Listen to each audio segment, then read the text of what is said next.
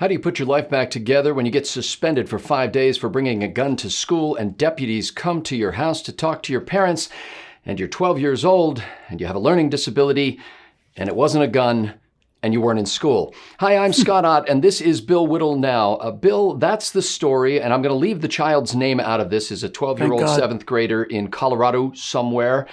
Easy enough to find on the internet. I wish news sources did not report the names of juveniles in situations like this.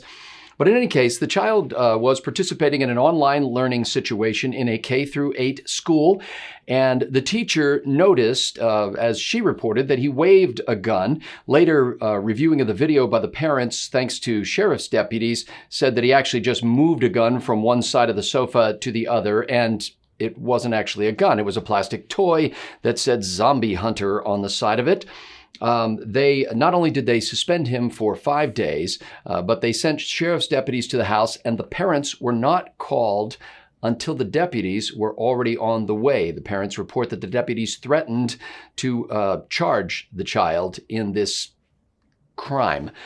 Bill, I'm sure there are other details of which we are not aware, but what do you make of a situation like this? Should the rules of school apply when you're not even in the building?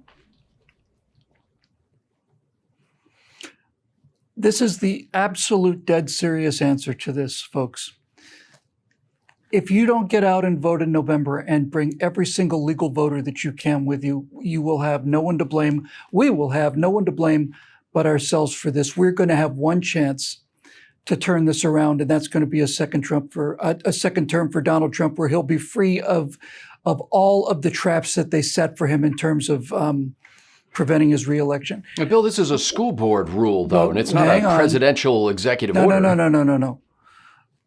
The reason that this has to happen is because if we don't stop this, it is never going to end. I am married to a Russian woman, and she has made me happier than I ever thought I could be in my life. But the hard part about it is that almost every week, I get more and more convinced that if I want to be a free person, I need to move to Russia.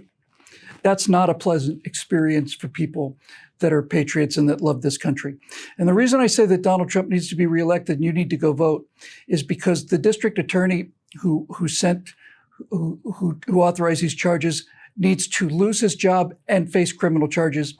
Well, let me clarify for a minute here before we go too far down that road, because there's no district attorney involved, at least not so far in this story. The school did suspend the child. Okay, so that's a local school action, and the school people need to go. The school did talk to the school resource officer and sent sheriff's deputies to the home. They did not, as far as I can tell, charge the child with any criminal offense. But the parents said he was threatened. Fair enough. Any deputies that threaten a 12-year-old child need to be fired. They need to lose their jobs, especially when they come into the house and see the situation. If the zombie killer gun was in sight when those officers entered the house, any intimidation of that family or that child should result in the termination of those officers and whoever sent them. And the school official who called this in, because it happened during a Zoom meeting, didn't it? I don't know the brand of the video conferencing software, but yes. We'll go with Zoom. Whoever made that call, whoever that pearl-clutching nervous Nelly is, needs to be fired and censored. And all of this has to come to an end. This hysteria is not just the end of things like common sense. It's the end of everything. If this society becomes, and it's not like if it becomes, here's where we are now in 2020. We are now at the point where the most, and when I say hysterical, I'm not using that in the casual term. When I say hysterical, I'm using it in the clinical term as in clinical hysteria. When hysterical people are running the country and determining the lives for all the rest of us, hysteria is a mental illness, and they are turning the entire country into a madhouse. Their hysteria has allowed We have allowed their hysteria to rule our lives. We've allowed our lives to be ruled by the most hysterical, the most unbalanced, the most psychopathic and sociopathic people in our society, and we simply let them do it.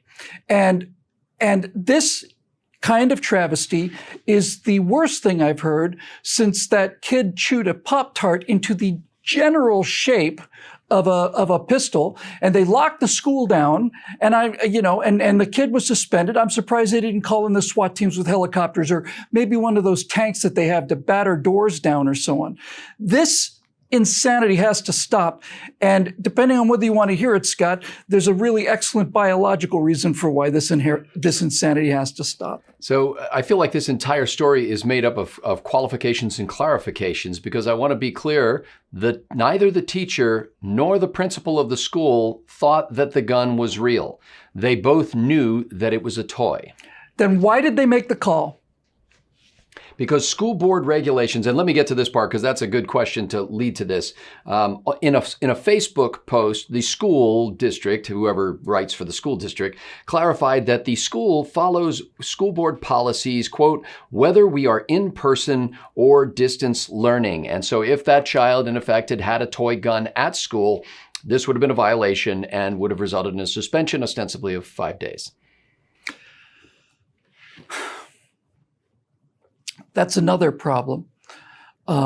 As society grew ever more litigious, anybody acting on their own initiative would be sued for it. And in 99% of those cases, the suit had no basis whatsoever. This goes back to the idea, I saw a dear friend of mine, practically my second father, who ran a business in Miami, a very successful business. I admire him more than anybody I've ever met in my life. And he had a disgruntled employee who threatened that they would charge with sexual harassment. None of this ever took place. And my friend decided he wanted to fight it. And the advice of his attorneys, after quite a long time, they basically said, Jerry, you can either write this person a check for $25,000 now, or this will go to court. You'll spend $700,000 in legal fees. It'll go to trial, and you may or may not win that case, in which case, if you lose, they'll take your company. Which one do you want to do? And while everybody talks about standing on principle, there is a situation, when a situation like that comes up, it becomes insane to basically take that kind of a risk when you're innocent. So he did it. And he is an example of one of millions of people who are the victims of these kind of lawsuits, and they simply acquiesce just to get it off their back. And so they write the check. Now the reason that connects to the school story is as follows. In order to prevent this, we have become a society where lawyers make up a set of regulations. And as long as the people who are in the situation where they have to confront one of these issues, as long as they follow the regulations in the book, they personally are now legally immune. And so common sense, individual judgment, and when I say common sense, I don't mean common sense in the terms of, well, that's going to be a rainy summer. I'm talking about, is that a toy gun? Yes or no? You no longer have the ability to apply common sense. If you apply common sense and say an orange gun named with zombie killer on the side is not likely a threat to be a threat to anybody, especially on a Zoom conference, any idiot, any person, any adult could clearly see that this is a non-event. But these people, I'm glad you pointed it out actually, because it does shift the blame to where it belongs. These people now the school officials are dealing with the fact, okay, so we saw a gun on a frame of a Zoom video. Our policy is 100% ironclad. We know it's a toy gun. We know he's on a video conference. We know he's at home. We probably know he has a learning disability. Nevertheless, if we do not call the police and send them over there with a SWAT team and helicopters, I know that's not how they went, but it's just a step below that, then we are going to be liable for all of this, and our lives are going to be finished. If we don't stop this, not only is freedom of action going to disappear in America, freedom of thought is going to disappear in America. Forget freedom of speech. That's way downstream of this. If you are constantly thinking about what you should do in order to protect yourself legally, as opposed to doing what is not only the right thing, but clearly just the obvious, simple choice, if you are no longer able to simply say, that's a toy gun on a video camera, and not do anything about it, if you are compelled by the law and the politics so that you have to do these things, then the only solution for the survival of this country is to get a political climate for whatever short period of time we can and wipe every single one of these things off the books. Every single one of them. Well, the parents, by the way, Bill said, they can understand that the school district has policies, but how about a quick phone call to the parents before you suspend the child and send deputies? Because a quick phone call to the parents is not in the set of instructions that is issued to those teachers. I'd be willing to bet you quite a bit of money that when they look at what they're required to do, there's no option to say consulting the parents. It's not even in there. Why would you want to consult the parents? The kid's obviously about to go on a shooting rampage and murder millions of people. And now I get to the point that needs to be really, really hammered home, because this is the actual salient point buried in the middle of all of this nightmare. When toy guns were not only common, but universal, everybody had a toy pistol, there were no school shootings. None. There were none. And this idea that it's exposure to toy guns and playing with toy guns and going, bang, bang, you're dead, is what causes school shootings, is not only not supported by the evidence, it is contradicted by the evidence. It is counterfactual. And this is the prime example of liberal hysteria, clinical hysteria. You and I and Steve Green did a show these many years ago, Scott. I'll bet it was 10 years ago, back at PJTV when we were doing Trifecta. And we did a show on how under pressure, Apple removed the little revolver icon on its emojis and replaced it with a water gun. Remember that story? I do. Okay. And the reason that Apple replaced a microscopic cartoon image of a .38 revolver with a green water gun was in order to eliminate school shootings. This, forget about logic, I'd be surprised if the green water gun were permitted now. Yeah, well, exactly. Or even the pointy finger. And so the question you have to ask yourself, even though this is an absurd question, because anybody with eyes can already tell you the answer to this, but if you're going to confront these control freaks, these hysterical, pearl-clutching, with the vapors control freaks, you have to ask yourself, was there a decline in mass shootings after Apple switched the emojis? It turns out that not only there wasn't, but there was an increase. And you get into the whole thing about 24-hour news coverage and suddenly finding yourself a suicidal teen who's no longer going to be just some body in a cellar. You're going to be on every television screen in the rest of the world. There's a score to beat now. We got a leaderboard in terms of the number of people killed, and the names of the murderers is listed right there. So all of this stuff is new. None of it has anything to do with guns, real or otherwise. And we had better stop this. Now, just so people know that I'm not an unreasonable lunatic about all of this stuff, if it turned out that on the video, you saw this child reach down and pick up what appeared to be a genuine automatic 45 or a revolver, picked up an actual gun and picked it up and moved it someplace else, then you might reasonably assume that the parent in charge of that particular household is not taking adequate care of their firearms.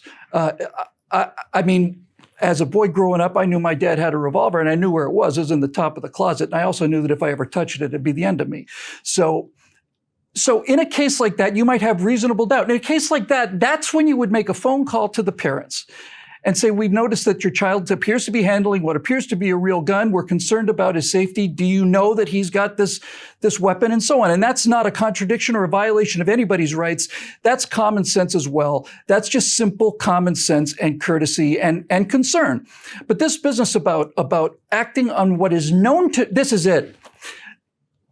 This requirement to take drastic action on what every person in the entire loop knows is not a real threat, but is required by regulations written that have no effect on the outcome of anything.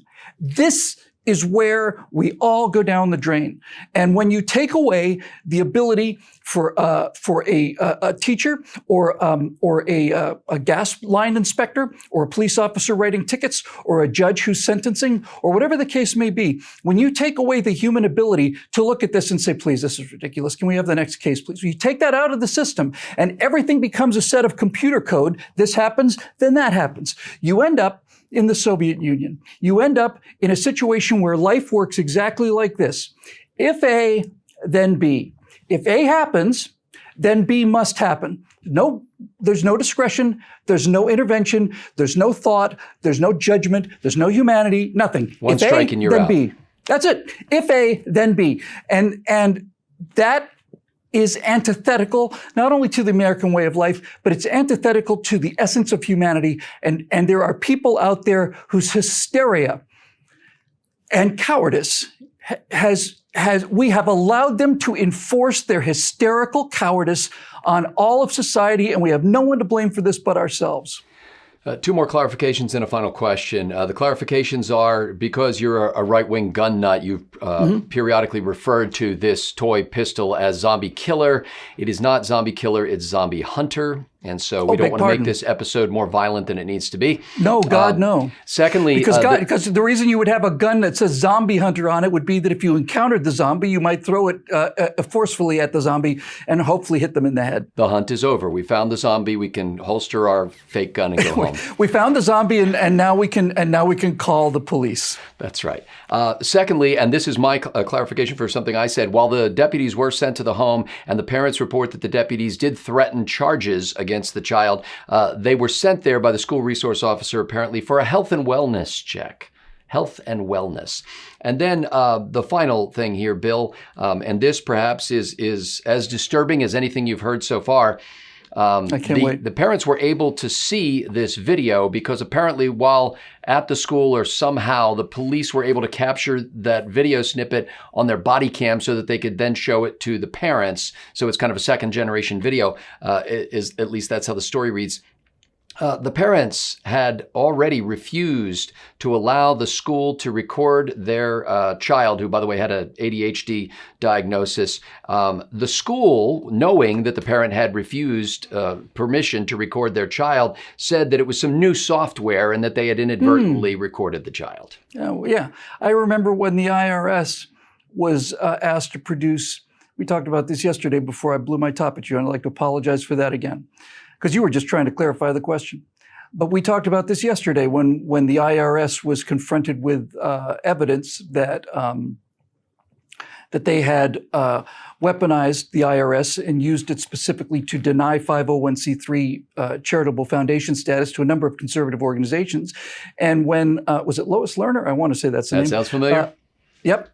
Was asked about where the email is. She said, well, the computer, there was a failure on the computer system and it looks like the email was lost. Really? Well, what about the backup? All federal computers are backed up overnight. That backup seems to have failed as well. Really? Well, aren't all of your files shared by all of the other computers in the IRS system? Isn't this email exist somewhere across 15,000 other computers? Well, we looked at that and they all failed at the same time too. And their backups? Unfortunately, yes.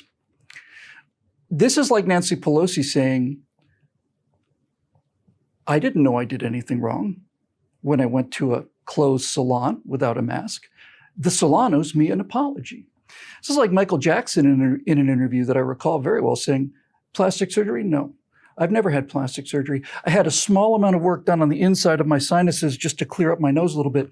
But other than that, I haven't had any plastic surgery at all. And I thought about this seriously. I really did, because it made me so furiously angry that somebody could be that stupid and that dense to think that we would fall for this. And then I was able to relieve myself considerably by realizing that when Nancy Pelosi says something like this, or Michael Jackson, or Lois Lerner, or the person who's talking to the parent about why their kid got recorded, despite the fact that they didn't want them recorded, I came to realize that it's not that they think we're stupid. It's just that they don't think we'll do anything. Ladies and gentlemen, the members of BillWhittle.com have made this program possible. We analyze the breaking news of the day 5 times a week, some 20 times a month. Does that add up? Yes, it does. A little homeschool math there. Well, and we doesn't do that, add up today, buddy. We do that only we do because as many shows as the state determines we do. That's right. And by the way, both Bill and I have given our permission to be recorded as we make this show. We also give you permission to watch it and to become a member at BillWhittle.com. You just click that big green Become a Member button. For Bill Whittle, I'm Scott Ott. Thanks for watching. You never did actually sign a release, though, did you? You'll have to talk to my attorney.